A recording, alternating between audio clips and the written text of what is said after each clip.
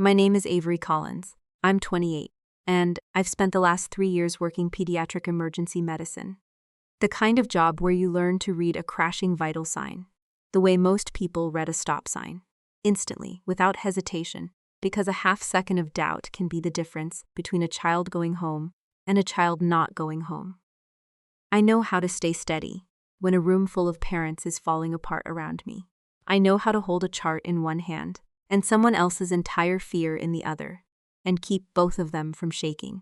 I did not know, until a Tuesday afternoon in March, that I could feel that same cold, clinical steadiness kick in during a phone call from my own mother, the specific practiced calm I use when I'm about to deliver news nobody in the room is ready to hear, except this time I was the one about to receive it. "Your father's company is in trouble," Janice said. No greeting, the particular clipped urgency she reserved for conversations she'd rehearsed, but hadn't quite mastered the delivery of. "Real trouble, Avery. The bank's talking about calling in the loans.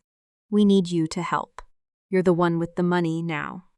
I was standing in the hospital parking garage, still in scrubs, keys in one hand, and my phone in the other, and I did the same fast. Clinical assessment I do a dozen times a shift, not of a symptom this time, but of a sentence, turning it over for what it actually meant underneath the words she'd chosen. "You're the one with the money now. Not we need your help. Not even. Can you help us?"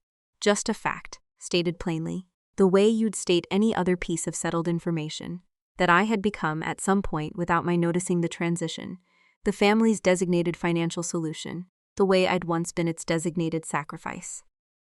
If you've ever gotten a phone call that told you exactly what role you'd been assigned in your own family, without ever once asking whether you wanted it, I need you to stay with me, because this story does not end where anyone on that call expected it to. I want to explain what "you're the one with the money now" actually meant underneath the surface of it, because I don't think it lands the way it should, without the 15 years of context sitting beneath it. I was 13 when my parents sat me down at the kitchen table and explained, with the careful, rehearsed calm my mother still uses today, that there simply wasn't enough to send both their daughters to the kind of schools that might set them up for real futures. That hard choices had to be made. That I was the strong one, the one who could figure things out on my own. And that Lila, 3 years younger, more sensitive, more in need of a soft place to land, would need the bulk of whatever resources the family could scrape together. I believed them. I was 13, and my parents were the only source of truth I had. And it didn't occur to me, standing in that kitchen, to ask for the receipts behind the story. I had no reason yet to doubt. I worked 2 jobs through high school, paid my own way through a state university with loans and scholarships. I fought for myself, worked overnight shifts as an EMT through medical school, because the loans didn't stretch as far as anyone had promised they would. Lila, meanwhile, was sent to a private art and design academy in her final 2 years of high school, then flown to a semester abroad in Florence to study architecture, then supported through a graduate program in Barcelona that I only ever heard about through vague, proud updates at family dinners. I usually couldn't attend because I was working a shift. "We just don't have the same resources we did when you were young." My mother told me once the year, I asked, carefully, almost apologetically, whether there was any way the family could help with a semester's tuition, the way they'd helped Lila. "Robert's business has had some lean years. You understand, don't you? You've always been so capable of handling things on your own." I understood, or told myself I did. I told myself the math simply worked out that way sometimes. An older daughter arriving during leaner years, a younger daughter arriving during a boom. Nobody could have predicted or controlled. I didn't yet understand that capable of handling things on my own wasn't a compliment. It was an assignment handed to me before I was old enough to negotiate the terms of it, and one I'd go on to fulfill so completely that 15 years later, my own mother would call it in like a debt. If you've ever been told you were the strong one as a child, only to realize years later that it was never really a compliment. It was a job description. Nobody asked if you wanted. Comment. I know that role below. This story is for you. Robert Collins built his construction company from a single crew and a used pickup truck the year I was 7. And for most of my childhood, that company was the thing my father talked about at dinner. The way other fathers talked about their kids, with pride, with detail, with the specific attentive care of a man building something he intended to last. I understood, even as a child, that the company came first in a lot of quiet ways I couldn't yet name. The vacations that got shortened because a project ran long, the birthdays that got squeezed between site visits, and I didn't resent it, not then. I understood building something took sacrifice. I just didn't understand until years later whose sacrifice it was actually costing. The company had grown considerably by the time I finished residency. Larger contracts, a bigger crew, a reputation around the county that my father wore the way some men wear a good suit. Comfortable and proud in equal measure. I'd assumed, distantly, that whatever lean years had shaped my own childhood had long since passed, that the business was solid now, thriving even. The kind of success that made my father's confident, expansive posture at family gatherings make sense. I hadn't asked, in all those years, exactly how solid. I hadn't asked because nobody in my family had ever encouraged the kind of questions that might complicate the story. Everyone had agreed to tell about who needed help and who didn't. It took a phone call in a hospital parking garage, my mother's voice tight with an urgency I'd never heard directed at me for any reason other than what I could provide, to make me understand that the company's finances, like my own education, like my own inheritance, like so much else in this family, had never actually been examined by anyone with a real reason to look closely until now. How much trouble? I asked her, still standing in that garage, watching my breath fog faintly in the cold spring air. We're not sure yet, she said, which I understood. Even then, probably meant more than we're willing to say out loud on a first phone call. But your father thinks if we could just get through this next stretch, cover payroll for a few months, while a couple of big contracts close out, everything stabilizes. You've done well for yourself, Avery. This is what family does for each other. This is what family does for each other. I stood with that phrase, the way I stand with a patient's chart, when the numbers on it don't match the story I've been told about their condition. Turning it over, looking for the place where it actually holds up, and finding, instead, only the same confident, practiced certainty. I remembered from the kitchen table. 15 years earlier, the year I was told there simply wasn't enough to go around. My father called an hour later, his voice carrying a different register than my mother's. Less urgent, more wounded. The specific tone he used, whenever he wanted a conversation to sound like it was about hurt feelings instead of what it actually was. Your mother says you didn't give her a straight answer, he said. I built this company from nothing, Avery. I built it. So both my girls would have something to fall back on. I didn't think I'd have to remind my own daughter what family means. You've reminded me plenty of times what family means, I said, keeping my voice level. The same steady register I use delivering news in a trauma bay. When the room needs someone calm, more than it needs someone honest about how bad things actually are. I just don't remember it ever running in my direction before. There was a pause on the line, long enough that I could hear faintly the television on in the background of whatever room he was sitting in. That's not fair, he said finally. You always had what you needed. I had what I could earn myself, I said. That's not the same thing as having what I needed, Dad. There's a difference between a family that helps you and a family that simply doesn't get in your way while you help yourself. He didn't have an answer for that, not one he was willing to say out loud anyway. He told me to think about what kind of daughter I wanted to be. Before he hung up, a phrase that would have landed differently. 15 years earlier, back when I still measured my own worth, by exactly that kind of question. It landed differently now. Standing in my kitchen with my badge still clipped to my scrubs, the particular cold clarity of someone who has just realized a threat is only as powerful as the guilt you're still willing to let it borrow against. If you've ever had a parent ask what kind of child you wanted to be, as though loyalty and self-preservation were mutually exclusive, comment, I've heard that line below. We're building towards something bigger than one phone call.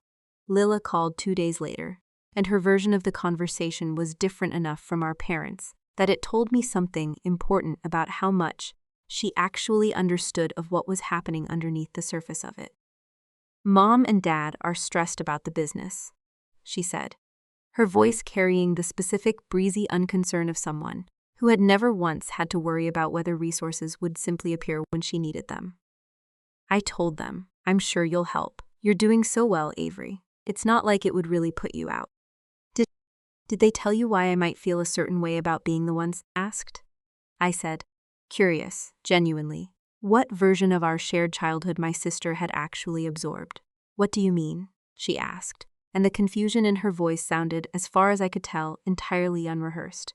Not defensive, not evasive. Just a woman who had never once had a reason to examine the specific mechanics of how her own opportunities had been funded. "I mean, I know things were tight when you were in school, but that wasn't anyone's fault. It's just how the timing worked out." I didn't push further, not yet. I understood, listening to my sister's genuine, unclouded confusion, that whatever I eventually found in my grandmother's documents, Leela herself was likely more bystander than architect, someone who had simply grown up inside a story. She'd never had a reason to question, the same way I'd grown up inside mine, until a phone call in a parking garage finally cracked it open. "I need some time to look into some things," I told her. "I'll let you know what I decide." I hung up and sat at my kitchen table for a long time afterward, thinking about my grandmother, Helen, again, her careful, patient hands, the particular way she used to watch me at family dinners, with something behind her eyes I'd always read as simple affection. I thought about the boxes of her old papers, still sitting, mostly unopened, in my parents' attic, and I understood, for the first time since that phone call in the garage, exactly where I needed to start looking, if I wanted the real story, instead of the one I'd been handed at 13, and never once been given a reason to question since. If you've ever realized that the sibling everyone assumed was in on the unfairness might actually have been just as kept in the dark as you were, comment, "It's not always who you think" below. Chapter 2 is where the real digging begins. I didn't answer my mother that day beyond telling her. I needed time to think, the same careful, professional non-answer I give a family in the emergency department when I'm not yet ready to deliver a diagnosis I haven't fully confirmed. I drove home that night in silence, no radio, running the same fast clinical assessment. I run a dozen times a shift, except this time the patient was my own life, and the vital signs I kept coming back to were the same ones I'd been quietly monitoring, without quite admitting it to myself, for the better part of 15 years. I thought about my grandmother Helen, a retired librarian with a careful, patient way of noticing things nobody else in the family bothered to notice, who had died 18 months earlier and left behind, among other things, a modest collection of old documents I'd never had a reason to go through carefully. I thought about the specific, quiet way she used to look at me at family dinners, when Leela's latest opportunity was being celebrated, something behind her eyes that I'd always read as simple affection, and had never once considered might have been something closer to guilt. I didn't have a plan yet, driving home that night. I only had a phone call demanding money I'd earned through years, my family had never once helped fund, and a growing, cold certainty that the story I'd been told about lean years and no resources deserved. For the first time in 15 years, an actual audit. If you've ever driven home from a phone call finally asking the question you'd spent your entire life too afraid to ask, whether the story you were told about your own family was ever actually true, I want you to know you're not imagining the gap between what you were told and what you lived. Stay with me. We're only in chapter 1. I drove to my parents' house on a Saturday when I knew they'd both be out. My father at a job site, my mother at her usual weekend design consultation, and let myself in with the spare key I'd had since college, the same key I'd used 100 times before, for reasons that had nothing to do with what I was actually there for now. The attic ladder stuck the way it always had, stiff with disuse, and I climbed up into a space that smelled exactly like I remembered it from childhood. Dust, cedar, the particular must of boxes that had sat undisturbed long enough to stop being anyone's active concern. My grandmother Helen's boxes were near the back, 3 of them, labeled in her small, careful librarian's handwriting, the same precise lettering I remembered from the index cards she used to keep for her own personal library, long after she'd retired from the county system. I sat down on the attic floor with the first box open across my knees, and I started, without fully deciding to. The same methodical sorting I do with a patient's chart when something doesn't add up, working chronologically, cross-referencing dates, building a timeline out of documents that, on their own, might each mean very little. But together, I suspected, were about to mean a great deal. If you've ever gone looking through a grandparent's old things for one specific thing and found yourself opening a door you didn't know existed instead, I need you to stay with me, because this is where the real story actually starts. The first folder held old bank statements, photocopied and annotated in my grandmother's careful hand, dated across nearly a decade. It took me the better part of an hour, sitting cross-legged in that dusty attic light, to understand what I was actually looking at. An education fund, established the year I was born. Funded initially by my grandmother's own modest savings and intended, according to a formal letter attached at the front of the folder, for Avery's future schooling, to be administered jointly by Robert and Janice Collins on her behalf.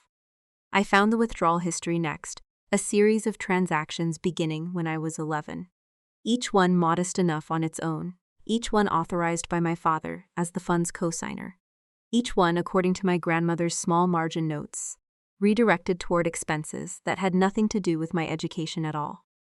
Lila's Art Academy application fees, 2007. Lila's private tutoring for the design portfolio, 2008. Lila's summer intensive in Florence, deposit, 2009. A's fund. Again, my hands weren't quite steady by the time I reached the final page of that folder. A formal notice dated the year I turned 17, informing my grandmother that the fund had been fully allocated toward family educational needs and would be formally closed. Attached behind it, in my grandmother's hand, a note that made my jaw tighten in a way I felt more than consciously registered. I asked Robert directly whether any of this had gone toward Avery's own schooling. He told me I was misremembering how the fund was always intended to work, that it was always meant for whichever daughter needed it most at the time. I do not believe that is what I set up. I have kept these statements because I do not trust that my memory of this will be believed otherwise. If you've ever found proof, in someone else's careful handwriting, of something you spent years being told you were imagining, comment. The receipts don't lie below. We're just getting started. The second folder was harder to work through, not because it was more complicated, but because it was more personal. A bundle of my grandmother's private notes, the unaddressed, unsent kind. A person writes when they need to organize their own thinking, rather than communicate it to anyone else. Robert insists it all evens out eventually, that Avery is simply more capable of handling hardship, and Lila needs more support to thrive. I don't believe capability is a reason to withhold help from a child. I think it's simply become the excuse that lets everyone else in this family feel less guilty about which daughter gets protected and which one gets left to prove herself. Janice told me today that Avery doesn't need the same things Lila does. I asked her what. Specifically, Avery didn't need that Lila did. She couldn't answer me directly. I don't think she's ever actually asked herself that question before. I want to leave something for Avery that cannot be quietly redirected the way the education fund was. I've spoken to Daniel about setting aside part of my own estate, specifically in her name, in a way that requires an independent accounting before any of it can be touched. I don't know if I'll live to see whether that protects her the way I intend it to. I hope, if nothing else, that these papers eventually tell her the truth. I was never brave enough to tell her directly while I was alive. I sat with that last line for a long time, the attic light shifting slightly as a cloud passed outside, thinking about every family dinner where my grandmother had watched Lila's latest opportunity get celebrated with something behind her eyes. I'd always read as simple affection. I understood now, sitting in that attic with her private, careful accounting spread across my knees, that what I'd been reading as affection had actually been grief. The specific, quiet grief of someone who saw the whole shape of an injustice clearly and didn't know how to stop it from inside. A family that had already decided which story it preferred to tell. The third box held property records, and it was here that I found the name Daniel Hayes for the first time. A financial auditor, according to a business card, paper clipped to the front of a folder, someone my grandmother had apparently consulted privately in the last 2 years of her life. A note in her handwriting explained the arrangement plainly. Daniel is a family friend of the Hayeses down the road, and he's agreed to help me understand exactly where things stand without involving Robert directly. I don't trust my own understanding of these documents enough to act on it alone, and I don't trust Robert enough to ask him to explain them to me. Honestly, I called Daniel the following Monday, uncertain what to expect from a stranger. My grandmother had trusted with something this sensitive and found, instead, someone who remembered her with a warmth that told me immediately I'd reached the right person. Helen was sharp as anyone I've ever worked with. He told me over coffee. 2 days later, her folder spread between us on the table. She came to me about 18 months before she passed, worried specifically about an education fund she'd set up for you, and a piece of her own estate she wanted protected. I helped her document everything as clearly as I could. I always assumed, honestly, that she'd eventually bring you into it herself. She ran out of time, I said quietly. She did, Daniel agreed, but she left you everything you'd need to understand it on your own, once you were ready to look. I kept copies of my own analysis if you want them. I think you're going to want a professional set of eyes on all of this, beyond just what I put together as a favor to a friend. He gave me the name of an estate attorney he trusted, a man named Nathan Brooks, and I sat in my car outside that coffee shop for a long time afterward, the folder heavy in my lap, thinking about my father's voice on the phone days earlier. This is what family does for each other. And understanding, with a clarity that felt almost physical, exactly. How much that sentence had always depended on nobody looking closely enough to check whether it was true. If you've ever discovered that someone quietly protected you long before you knew you needed protecting, comment grandmothers, know below. We're about to find out exactly what my parents thought they'd gotten away with. I didn't tell my parents anything about the attic, or Daniel, or the folder, now sitting in my own apartment, in the weeks that followed. I want to be honest about why, the same honesty I've tried to bring to every part of this account. I still didn't know, in those first weeks, exactly what I wanted the outcome to be. Some small, tired part of me still hoped, even holding proof that money meant for my own education had funded over a decade of my sister's opportunities, that there might be some version of this, where my parents simply, finally, told me the truth, without needing to be forced into it by an attorney. I called my mother once during that stretch, testing the water carefully, the way I'd learned to test a patient's pain threshold before committing to a diagnosis. I found some of Grandma Helen's old papers, I said, about an education fund. Do you remember anything about that? The pause on the line was long enough to tell me most of what I needed to know before she answered. There was some kind of account, I think, a long time ago, she said, finally, her voice carrying the same careful, rehearsed neutrality I remembered from every difficult conversation of my childhood. I don't really remember the details, sweetheart. That was all handled so long ago. Why are you asking about this now, of all times, when your father actually needs your help? I didn't answer that directly. I told her I was just going through old things, and I let the conversation end there, understanding, with a coldness that settled into my chest and stayed there, that whatever accounting my family was eventually going to give me, it was not going to arrive voluntarily, and it was not going to arrive soon. I was going to have to build it myself, the same careful, methodical way my grandmother had started building it. Years before I ever knew there was anything to build.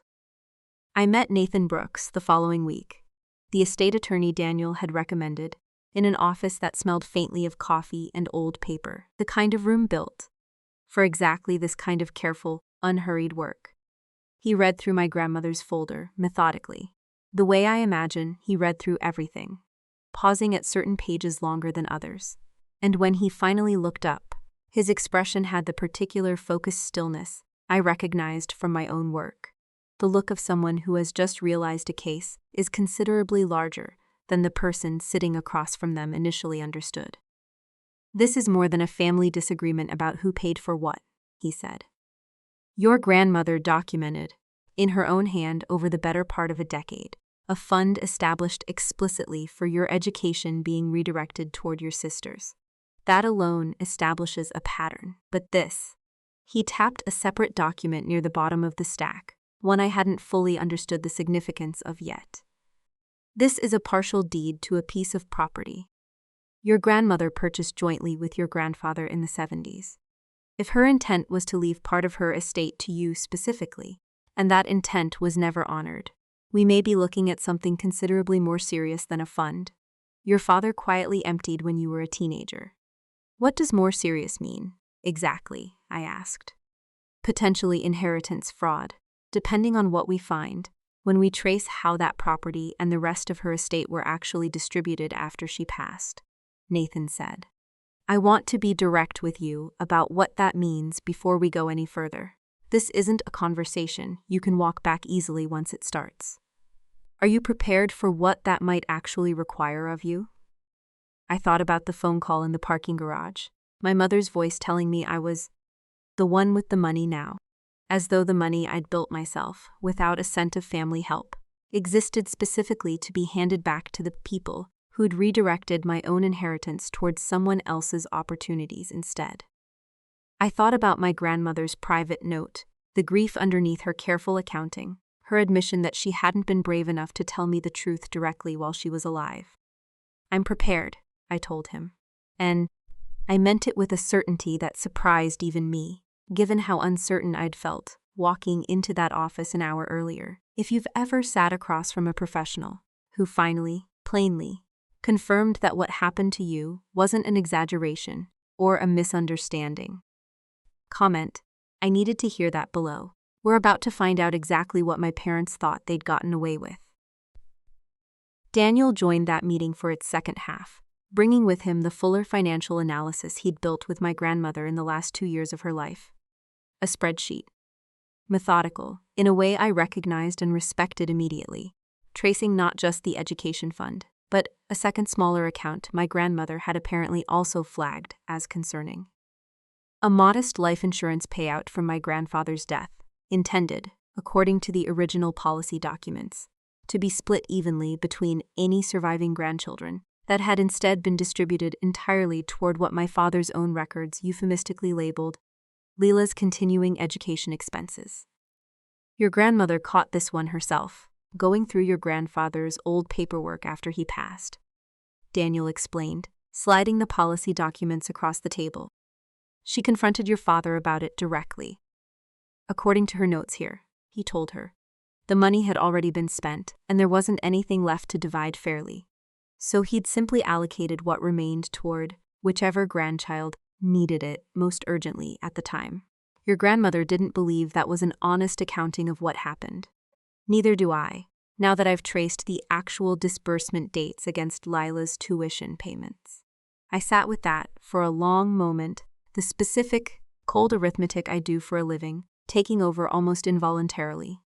Not a symptom this time, but a decade of decisions, each one individually explainable, each one stacked together, revealing a pattern too consistent to be accidental, a trust redirected, a life insurance payout redistributed, a property whose intended recipient had quietly changed, without anyone bothering to inform her. 3 separate instances, 3 separate excuses, and underneath all of them, the same single unbroken thread. Whatever belonged to me, on paper, in writing, in my grandparents' explicit intentions, had a way of ending up funding my sister's life instead, while I was told, every single time, that there simply wasn't enough to go around. I want all of it traced properly. I told Nathan and Daniel both. Not just enough to confront them privately, enough to hold up if this ever needs to be undeniable to anyone, including people who've spent 15 years telling me a different story. If you've ever needed evidence strong enough that no one could ever again talk you out of what you already knew had happened. Comment, build the case below. Chapter 3 is where everything finally comes to a head. The call came on a Wednesday, 3 weeks into the investigation, while I was charting at the nurse's station. After a 12-hour shift, my badge still clipped crooked to my scrubs. Coffee gone cold in a cup I'd forgotten to refill. My phone buzzed against the counter, my father's name lighting up the screen, and for one automatic second, some old, tired part of me still braced itself to be helpful. 15 years of training doesn't unlearn itself in 3 weeks, no matter how many folders you've read. I stepped away from the desk, into the relative quiet of the hallway near the vending machines, the fluorescent hum overhead. The only sound besides my own footsteps. Avery, we need an answer, Robert said. No greeting, his voice carrying the specific wounded urgency he used when patience had run out but performance hadn't.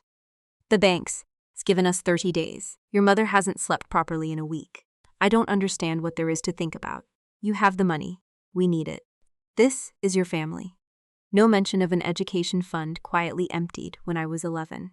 No mention of a life insurance payout my grandfather had intended to split fairly. Just a request delivered with the same easy certainty he'd probably used 100 times before. Because in his accounting of our family, that certainty had always worked. I'm still reviewing some things, I said, keeping my voice level, the same register I use telling a parent their child's scan needs a specialist, calm enough that the calm itself doesn't become the story. I'll be in touch. Reviewing what, exactly, he said, sharper now, and I could hear faintly the sound of a door closing on his end, as though he'd stepped somewhere private to say what came next. Avery, this isn't a diagnosis. It's your family. You don't get to review us. I stood there in the hallway, a monitor beeping steadily, somewhere behind the closed doors down the corridor, and felt something in my chest go very quiet and very still. You don't get to review us. As though the last 3 weeks of my life hadn't been spent doing exactly that. Methodically, the way I'd been trained to review anything that didn't add up.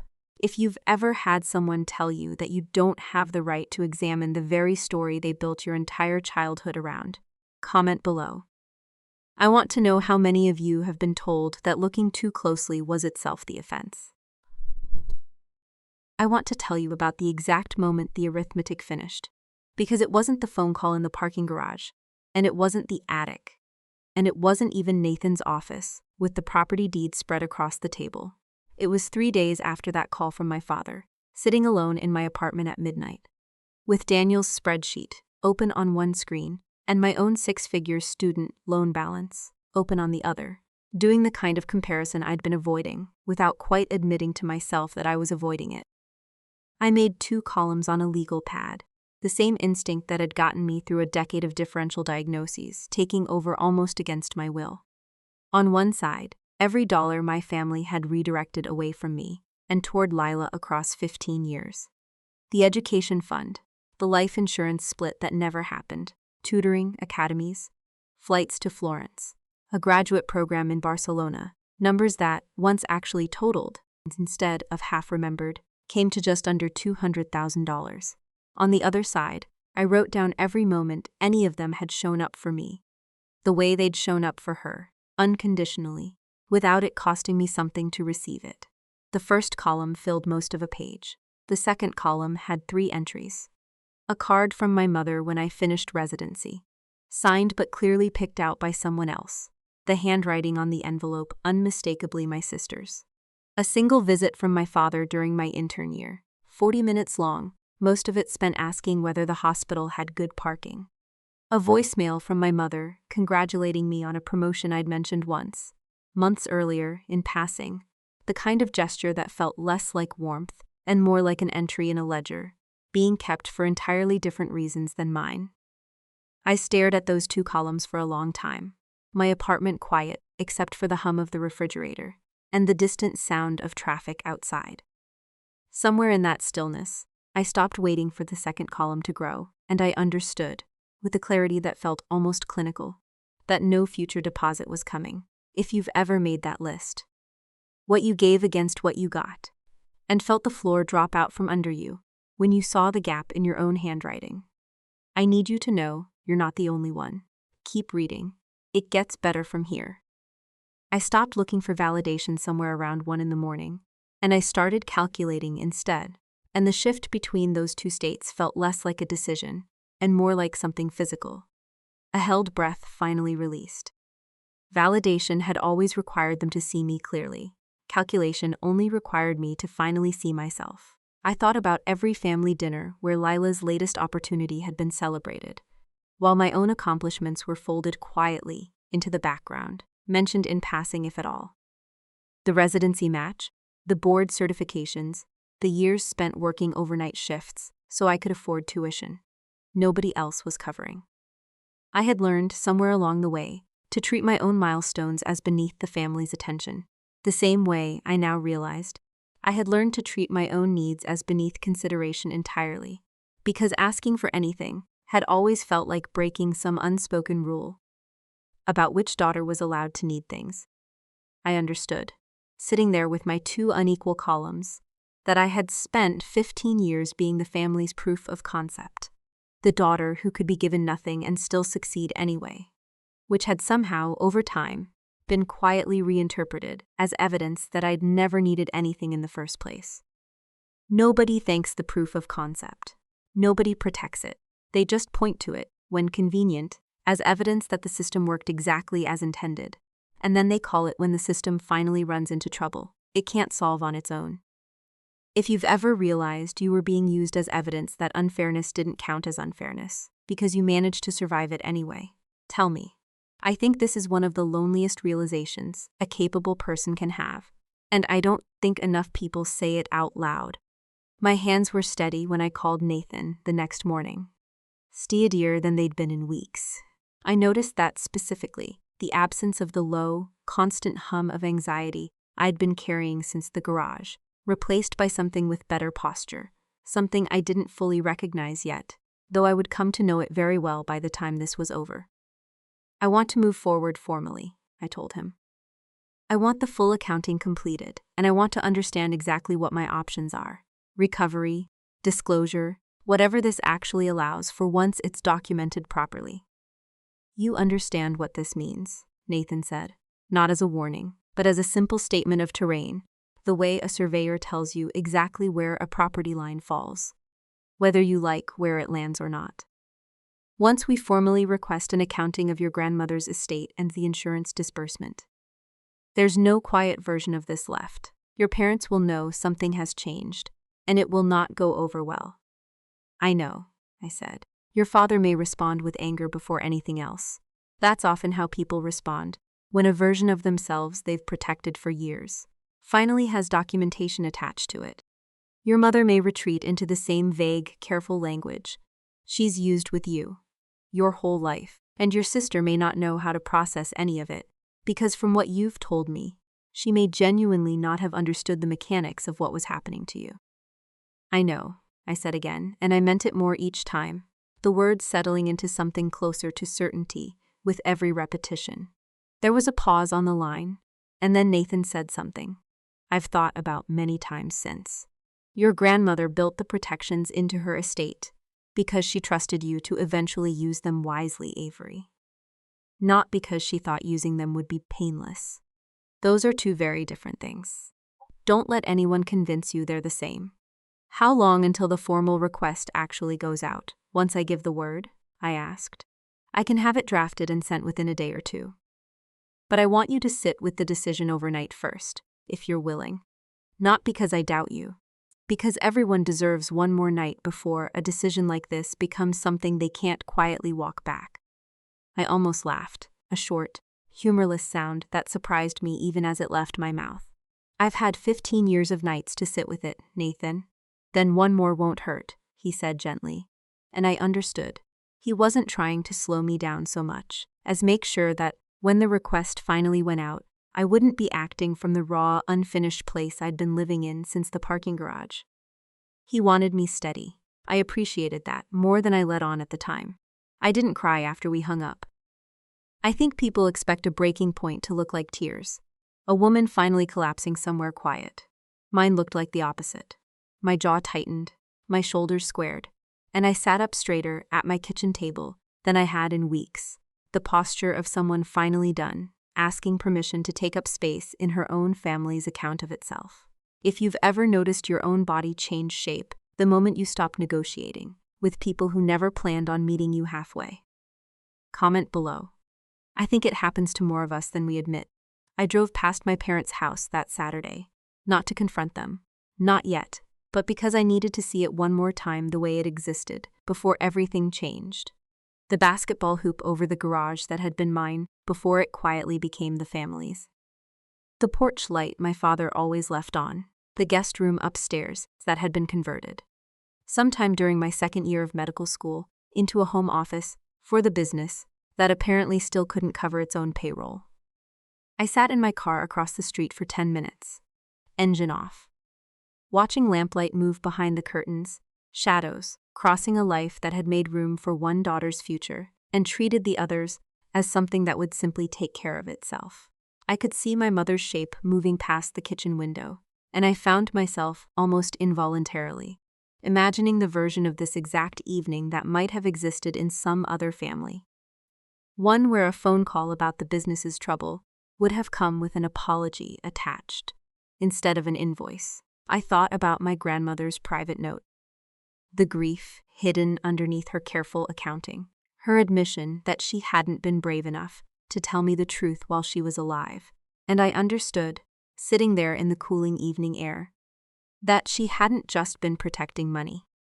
She'd been protecting the version of me, capable of finally walking away from people who only valued what I could provide them.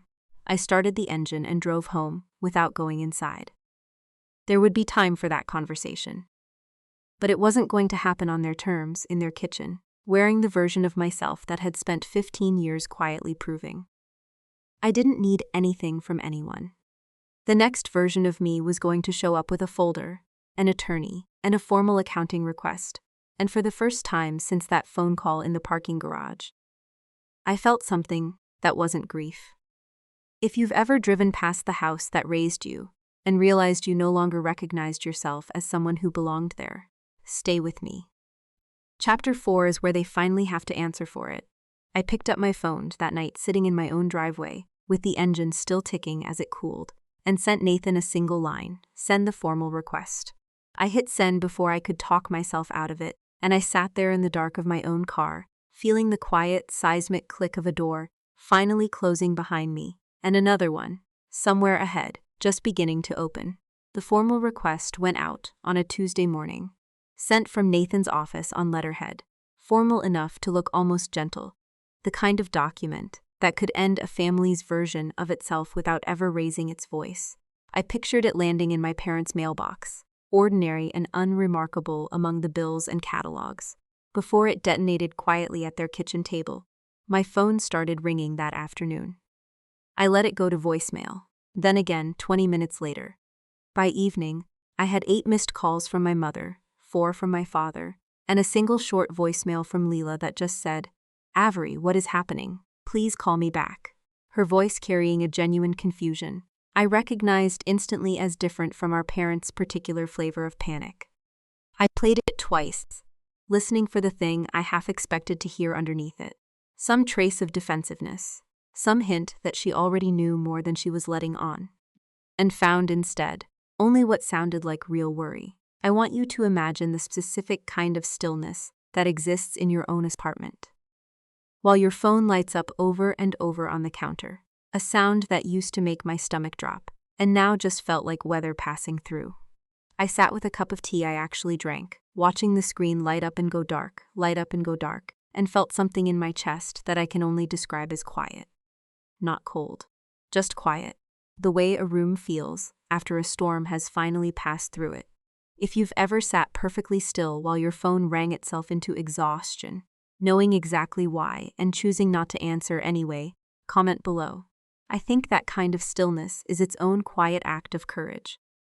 I called my mother back the next morning, not because I owed her an explanation on her timeline, but because I wanted to hear, in real time, exactly what kind of story she'd already built for herself overnight. Avery. What is this? She said, skipping hello entirely. Her voice pitched somewhere between panic and accusation. An attorney's office sent something about Grandma Helen's estate. Formal accounting. What did you do? Notice the phrasing. Not what happened. What did you do? As though a 15-year pattern of redirected funds initiates itself, as though an emptied education account invents its own paper trail, as though I was the disruption in a system that had been running perfectly fine before I opened my mouth.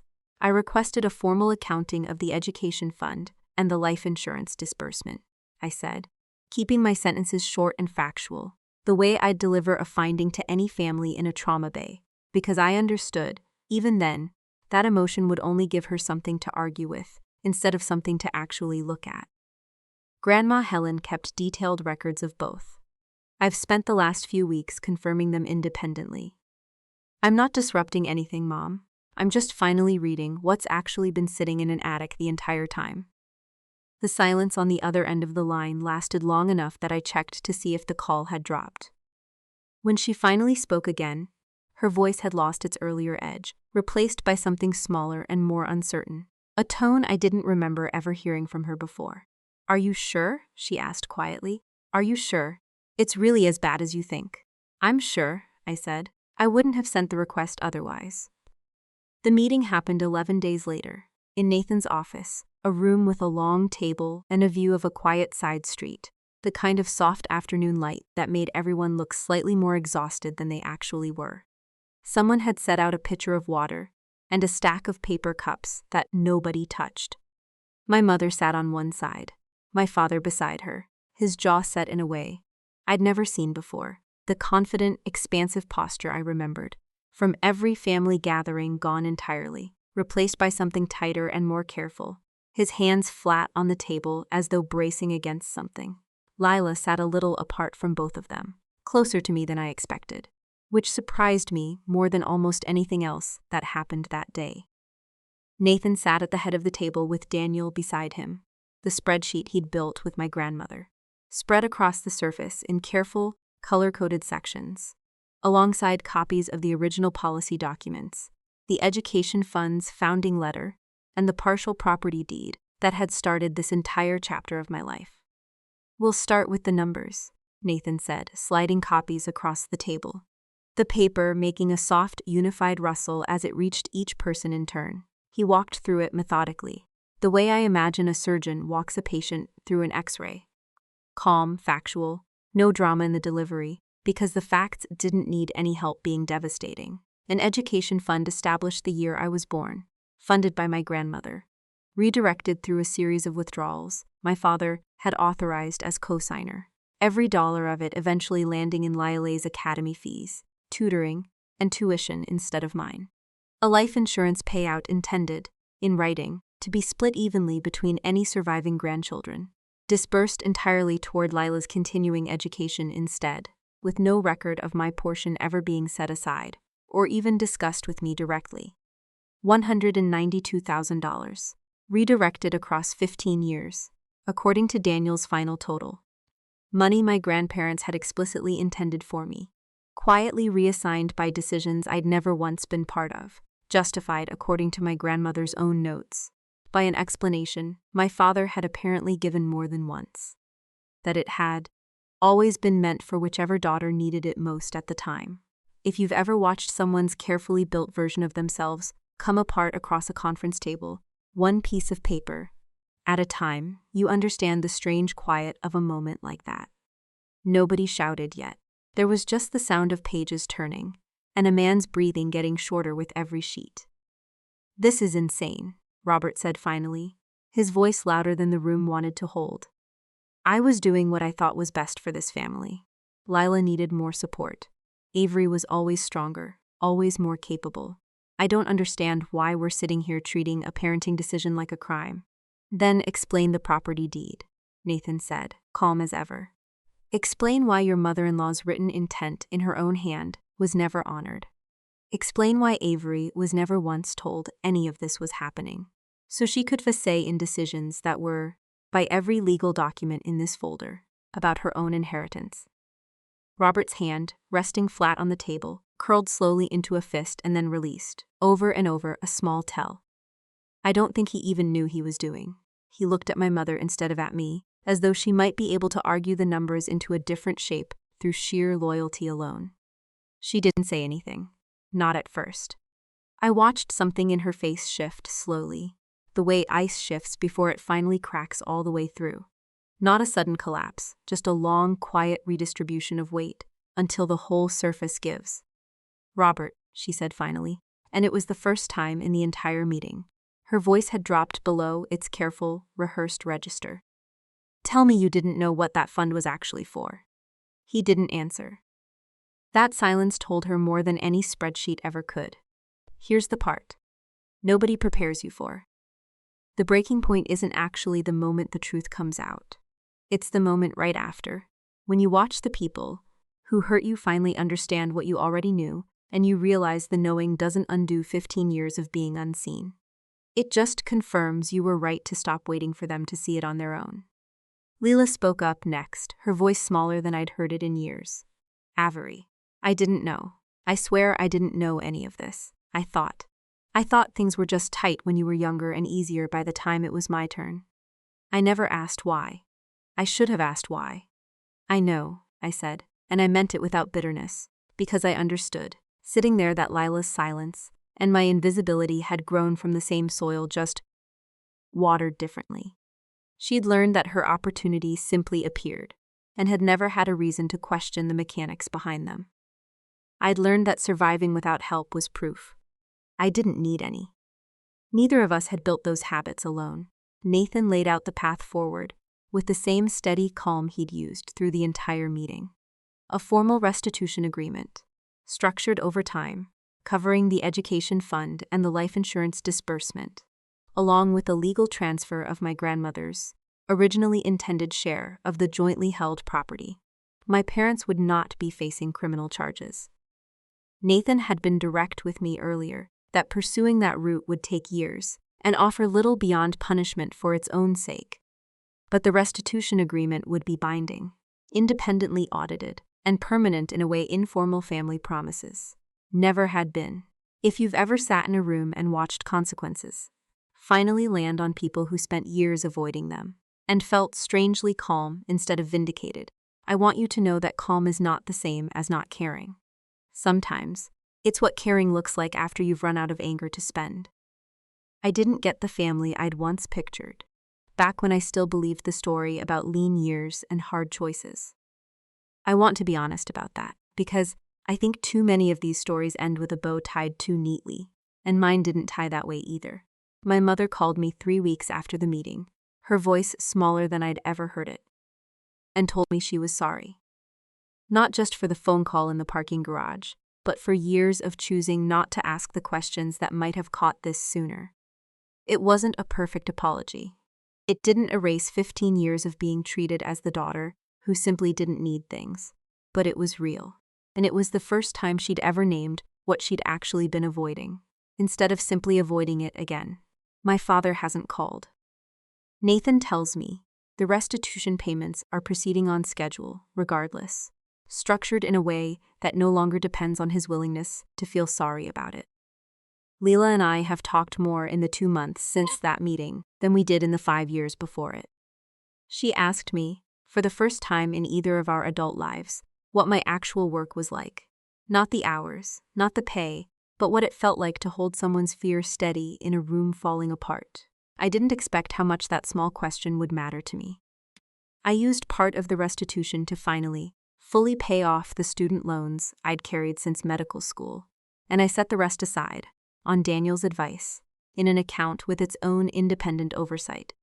Not because I distrust myself, but because my grandmother spent the last 2 years of her life learning exactly how easily good intentions can be quietly redirected when no one's checking, and I wanted the next version of my own future to make that kind of protection permanent instead of personal. I didn't get an apology that undid the loneliness. I got something steadier instead.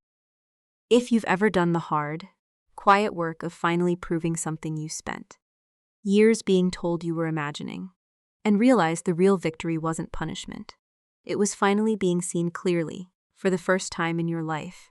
I want you to sit with that feeling for a second, because it's rare, and it's real, and it's worth everything it costs to get there. I still keep my grandmother's folder in my apartment, the original one, dust and all, on a shelf where I can see it. Some evenings, coming home from a shift, I take it down just to read her handwriting again. Not the numbers this time, just the note near the back, the one where she admitted she hadn't been brave enough to tell me the truth while she was alive. I like to think she'd be glad to know I finally found it, anyway.